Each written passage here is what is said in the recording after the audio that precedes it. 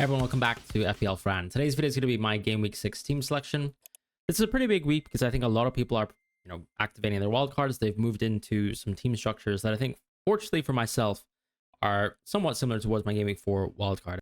It's nice to know that I wasn't too far off the mark. One of the things, of course, when it comes to sort of windows like this is it's always just about what you want to hop on and hop off of, right? I think there's a lot of owners who clearly have had enough with some of their, let's say, Aston Villa assets, maybe even Words, for example. And it's been a nice opportunity to jump off. For some other managers, it's a case now of if you're even owning Salah, you're not wildcarding, it's still an opportunity to make transfers. And I think what's nice about this window is there's a lot of decisions to be made, and there's a lot of close decisions, a lot of 50-50s. So this is a great time to shout out Fantasy Football Hub as well. If you actually have any dilemmas this week, right? Suggested transfers, make weights, for example, who you're bringing in the midfield. If you're taking out a forward this week to get into Haaland, are you bringing Kudus? Are you bringing Njai? There's a lot of decisions that you can get supported with the Fantasy Football Hub AI tool and a lot of the other pro tools that they have available, like the advanced stats, even fixture tickers, and even, let's say, the My Team pick and rating tool that can actually help you see whether your team can sort of optimize rotation a little bit better if you bring in a certain player this week, or even lock in a certain strategy, like, for example, a wildcard and what the best wildcard is. So have a look in the link in the description below if you want to get some of those answers that can support you with doing better in your mini leagues and dominating them, hopefully, later down the line. As far as my team in Game Week 5, we actually ended up with 64 points. I was quite happy with the game week, but I did bench boost, so I obviously recognize that part of the reason why I got a green arrow is simply because I just pressed a button. Was the button well pressed? Maybe, because I had Senesi. Otherwise, it was a pretty dismaying game week. Thiago's minutes were poor, hence why he was my transfer out if you saw the transfer plans video. Dewsbury Hall didn't quite deliver within that match, which obviously was expected, right? It's just a bit unfortunate that Reinders himself did. And I still have to complain about the 11 DEFCON instead of the 12 that Reinders ended up getting, but he doesn't get the docking of the 2 points. A bit unfortunate, but I think swings and roundabouts in the sense that last week my team, if I went for, let's say, a Reinders team or even a Gakpo team that I had thought about on the wild card, I probably would be still quite far behind compared to what the team that I have now looks like. And I did enjoy, having Gabriel within my squad as well in the previous week. This is another week that's slightly poor for Arsenal when we look at Game Week 6 and sort of forecast ahead, but I don't really mind that because I still think ultimately if you're someone who's, let's say, investing into Wildcard 6 now or even making transfers, you're still looking with an open mind towards going for more Arsenal players. So I don't feel bad about maybe, let's say, going for Gabriel a little bit earlier. And if anything, he's still outscored, for example, someone like Munoz, who I was kind of looking at as a competing option. As far as, let's say, just reflections in terms of this being a wildcard week, I think the main thing is there's probably a little bit less Crystal Palace on the Wildcard 6 draft. I think maybe a touch less Liverpool, obviously. But beyond that, I think the template is quite set in stone. I think the Wildcard draft video that I actually created almost a week ago now still looks very much like the template. And of course, I don't think it was very difficult to get towards the template, which a lot of people have made the very fair suggestion and sort of comment over. But sometimes that's what happens when you go into windows where your launch pad, for example, is maybe like a great City game. I think some of the 50-50s could be just around how you allocate your funds. Like, let's say whether you go 3 forwards, whether you go 2 forwards, whether you go for Foden and punt towards someone like him, or just simply go for someone like Saka, who might feel a little bit safer long term. Within my own team, I don't think there's any moves later down the line that I really feel like I'm forced to. I just have to hope that, let's say, some of my Liverpool players or my Arsenal players will do well within a game week like this, where the fixture that they have on paper is nowhere near as good as, let's say, some of the other fixtures that are on the table for other players. As far as this game week, I think the main moves that I'll make are actually very much to do with, let's say, the game week at hand. I've already made 2 moves towards, let's say, going for Haaland and going for Reinders. I feel very comfortable with that. Once again, was there a consideration at all to maybe take a hit for Phil Foden or Guardiola? Sort of in my mind, but I don't think I really felt like that was needed for this game week. I'm happy with the team as it stands. And, when we look at decisions for this week, I think it's very much easy to support them by a lot of the odds this week. Now, one thing I will say when I talk about team selections is something that we haven't really thought about yet is that sort of picture of what is specifically a good DEFCON opponent. And I will be sort of doing a little bit of a look into that, a deep dive into that in the international break. But generally speaking, I think teams like Crystal Palace and Bournemouth are kind of quite positive for that. Hence why I think that will also drive some of the defender decisions this week. Other than that, though, let's just jump into the fixture odds. So we're going to use 11ify.com, my friend, and you can find him on 11ify.com. with his team rating model, with all the sort of player level predictions as well. For this week, when it comes to, let's say, some of the odds, I think what's interesting is the odds are quite high when it comes to, let's say, clean sheets, surprisingly, for this Arsenal game. And I think that's maybe a pullback in terms of Newcastle not looking so good on offense and Arsenal just being great as they are. It feels a little bit nicer that my opponent, when it comes to being able to score versus Arsenal defense, is going to be Waltemad versus Haaland, but clearly Gordon and Barnes are around, even Elanga. We saw, I think, some more level of threat within the Newcastle game versus Barcelona, if you wanted to say that that was, let's say, potentially the first strength Newcastle team, and Gordon is back. So that could change things around. Otherwise, I feel like what's interesting on Game Week 6 is we've already had multiple game weeks this season, but to see Aston Villa at sort of where they're at with a home game here versus Fulham, and that being actually quite a close game in terms of how a model predicts that, is a bit shocking. I think Brentford also looks a little bit high, if I can be honest. I would say I almost think United have a great game in hand here. And that's something I would like to think a couple game weeks down the line is that still our expectation that Brentford actually are as bad as they look. So something to think about in terms of that game. But clearly, I think the best games in paper in terms of attacking this game week are Chelsea and City's games, right? If you're making defensive transfers, I can see a little bit of scope for going for an Arsenal transfer. But if you've been holding, for example, Forest players, play them this week. If you've owned all these Spurs defenders, play them this week. It's an amazing game. If anything, I think the Spurs game is actually one of the best games this game week.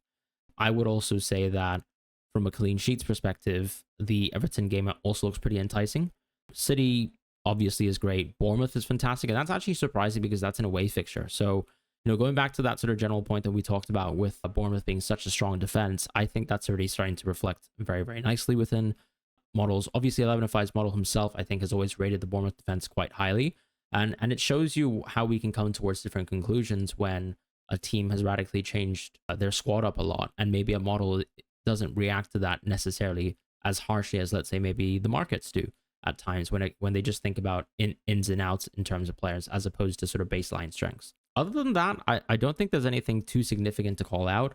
I think the Everton game is a great game to target as well, especially for a lot of people who are wildcarding in. Like, this is a great time to onboard a Tarkowski and Njai, but Triple City is, very much sort of the key here. After that, I don't think there's anything too significant. I think with Forest, maybe the point here is, this is almost like a goodbye as opposed to something to look forward to for a lot of the players, but that could be an impending transfer the week after this. But this is still a great game, no matter what.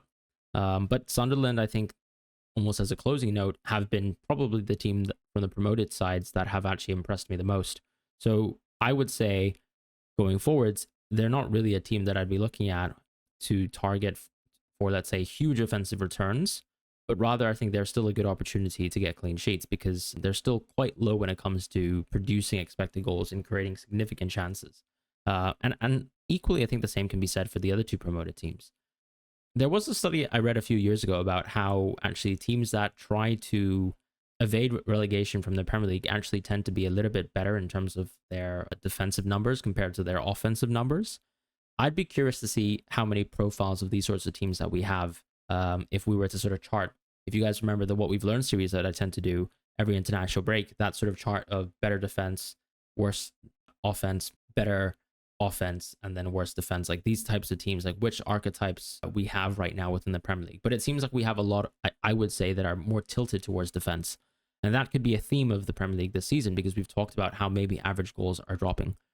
And now that makes defenders even more enticing. So one thing I'd like to look at too is, do we think clean sheet rates are actually higher than they've ever been? And it just goes back to that theme of how I actually select my team this week, because I actually have some serious dilemmas. As far as what I'm going to actually select, I think what I'm going to do is I'm going to show my team, but who I think is guaranteed to play. Then I'll actually talk about my 11th man, because I'm really struggling this week to actually choose my 11th man. There's a lot of considerations, and I think I just wanted to go through them last, but let's just go through the obvious picks within my team. So if I look at my team this week, I think the easy plays are going to be Ryan Gabriel, Senesi, and Virgil. So Virgil, I don't think has a great game on paper when it comes to clean sheet odds. If you guys remember, it was around 27% versus Crystal Palace, so actually quite low compared to Senesi and Gabriel's. But I think the big difference here is he does play versus Crystal Palace, and that probably is a great game on paper to get defensive contribution, so I'm actually quite looking forward to that as a game for Virgil. As far as Senesi, he's a mixture of absolutely everything. He's the best def corner in the game so far. He plays for Bournemouth, who actually looks like an extremely competent defense. And maybe my one regret with the wildcard is actually not going for Petrovic, because I was, super high on him. And maybe that 1 million could have been actually better spent within the outfield positions. I'll revisit that at some point in time.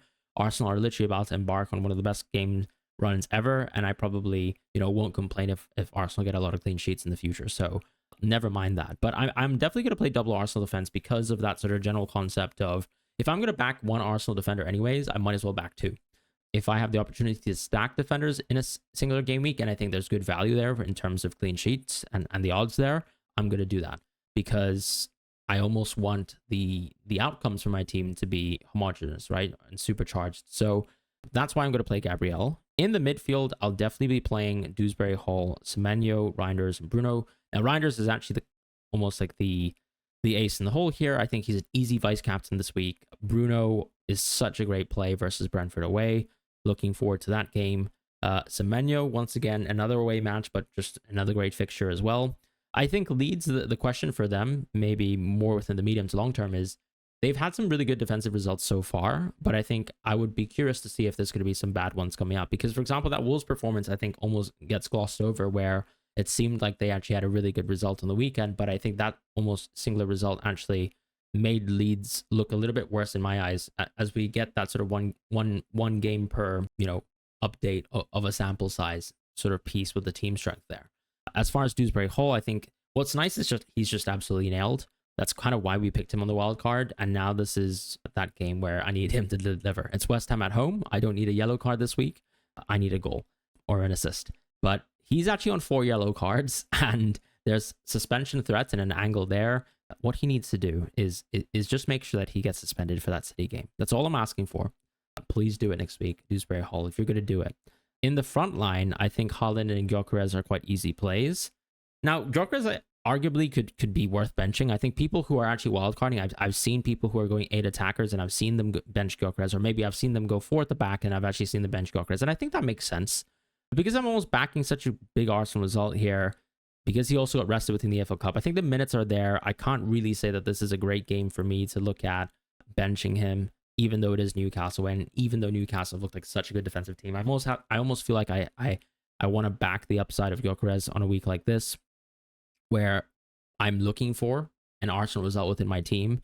So why not top it up with someone like Gyökeres?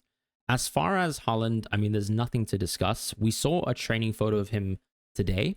So that was released where he was actually, cracking a shot against Donnarumma. I think that that's enough confidence for me to go triple captain. It would almost take some really, really negative comments from Pep Guardiola to make me switch off that triple captain. There's a lot of logic for maybe holding off the triple captaincy. And I think a lot of people wildcarding obviously clearly can't triple captain. So I'm not even going to debate with the people who are wildcarding. But it's a case of, what games does Haaland have left? He's got Leeds at home, Sunderland at home, West Ham at home, Sunderland away. Now, those games happen much, much further down the line. This is almost 7 game weeks away before you actually even have that Leeds at home game. What I would say about the Leeds at home games, I think Leeds have looked pretty good so far, but I'd be curious to see whether that changes. Brentford is actually a great game right after this for Haaland, so something to think about. For me, it's just about minutes versus Burnley. I think as long as I almost think he's going to play something like 80 minutes, and that sort of being a good threshold of considerable play, I think that's good enough. I personally think he was just rested because of the demand. I can't see him necessarily sort of just being like 59 minutes and out versus Burnley. I could be overestimating it, but I'll take my chances here and go for the triple captaincy with Haaland. The other games are further down the line. I think also the defensive quality of Leeds and Sunderland is actually just better than Burnley straight up. And why not just take Haaland, who's just incredibly in form right now? West Ham at home, who knows? Someone might resuscitate that team, and that's quite far away. But that's actually a tastier looking fixture from my perspective compared to Leeds at home and Sunderland at home right now. So, so be it. I'm going to play my triple captaincy, and that's that. Now, in terms of bench order and in terms of how to pick my team, one thing I want to say is I do have Mateta in the squad, and I think the 50-50 or even the 33-33 is going to be between Mateta, Anderson, and Paqueta. Now, I don't really love the Paqueta pick because it's away from home versus Everton. I think there's a little value towards Paqueta because of the DEFCONs. I'm not super confident in West Ham as a team anyways. They still have Potter. Apparently, the reports around Potter is just simply that they actually want West Ham to see out these Everton and Arsenal games before they sack him. I mean, that doesn't spring me with a lot of confidence, other than Mateta's or Paqueta's probably going to play 95 minutes of football and not get to do very much versus Everton. I almost am backing a Dewsbury Hall result as well, so I don't really want to play Paqueta. With Anderson, I think it's a bet against just simply how bad Aston Villa have been, as opposed to, what are the clean sheet odds? Because this week, it's not like he has blisteringly good clean sheet odds. He's still playing away from home.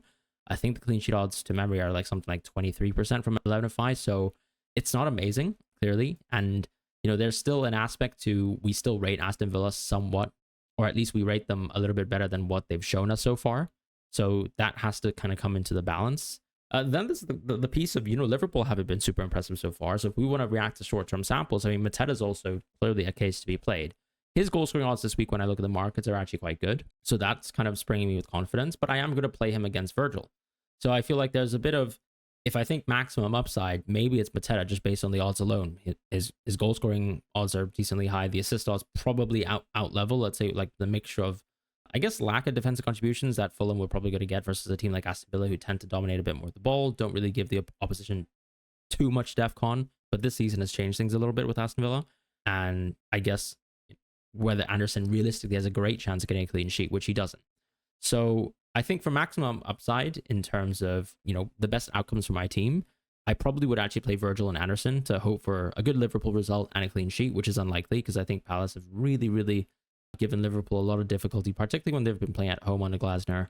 But generally speaking, I mean, even going back to just this, the shortest and the most recent game, that Community Shield match, I mean, Crystal Palace were amazing versus Liverpool. And Liverpool just haven't been super impressive whatsoever whenever we've seen them face against a Premier League team this season. So that kind of makes me want to play Mateta. And yeah, something I'm still deliberating is just Mateta and Anderson. Right now, what I have is just Mateta versus Virgil, which isn't nice, but it almost feels like someone could potentially just win out there. But I do like that sort of max upside scenario of just simply playing Virgil and Anderson, hoping for the worst with Mateta, and hopefully that Mateta actually plays coming out of that, because Crystal Palace are going to be also embroiled within European football, and Nketiah's back. But as I've mentioned within some of my other videos, I don't think that hurts Mateta's minutes in the short term too much. Sarn, obviously, Pino are ready to play, but we've seen a lot more substitutions, or we've seen the Nketiah substitution for Mateta in the previous match. Even in a game state, I think that was positive for Crystal Palace. That might have allowed him to be taken off if you really thought he couldn't play too much more. But they have European football midweek. And maybe he gets taken off a little bit earlier as Liverpool. So there's, I guess, a bit of scope to take away from the Mateta argument, from the upside scenario there, and then just go for Anderson. So something that I'm deliberating going forwards. As I've explained, I will be triple captaining. The bench order currently is Dubravka, Anderson, Paqueta, and Lacroix. Lacroix at the back. Still could be a great DEFCON game for Lacroix. I mean, it could be a good DEFCON game for my entire bench, really, as it stands, but I am going to be playing it as such. Otherwise, when we talk about this game week and just sort of rounding off, I think captaincy, as I said, I'm just going to lock it in unless Pep actually gives us a comment that's super, super against, let's say, Haaland. Like, for example, if he tells us Haaland's only going to play something like 60 minutes and he's probably going to play reduced minutes, then fine. I'll probably switch off the triple captaincy. But having made the transfers towards Haaland, having committed in that scenario, I'm probably just going to, go for it with the triple captaincy.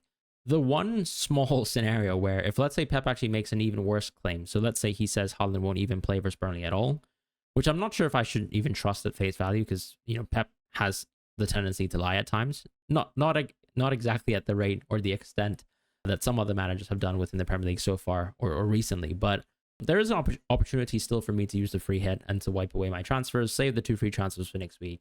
Maybe target Tottenham a little bit harder, especially since I don't have a single Tottenham player, and I think Wolves is such a good game to target. Also probably back some other City players if I think, let's say, Haaland's not going to play, so the likes of Foden, who I still really love, and maybe a defender, for example, or even a Doku. And then also consider diversifying my team a bit to get maybe some of the better Everton attackers. But I have not really come close to thinking that I'm going to free hit this week. I think I'm just going to commit with the team going forwards with going Haaland over Salah and playing it as such. So that's going to be the team selection. Really looking forward to using the triple captaincy. That will be most of the chips done for me, but I will have the free hit in the back locker. And that means, of course, I have the angle to go towards Salah as a free hit option in Game Week 14. That probably removes the need for a free transfer towards someone like Salah, before Game Week 17. So that probably is going to be a long, long time before I next own Salah in FPL. So something that's a little bit, I guess, bewildering for me, but is very much on the cards. After that, I would say it's almost a Palmer waiting room, right? He's 3 to 6 weeks out. I don't know how long he's gone for. I don't really have any other transfers to make. I probably should be going towards João Pedro in Game Week 9. And then there's just the consideration of, is Gyökeres's minutes as good as they are? Are Mateta's minutes as good they are? Good as they have been so far? And whether I need to move off of some of these players into some better picks. Otherwise, that's it for me this week. Thank you guys so much for watching. I'll see you guys soon. Take care. Goodbye.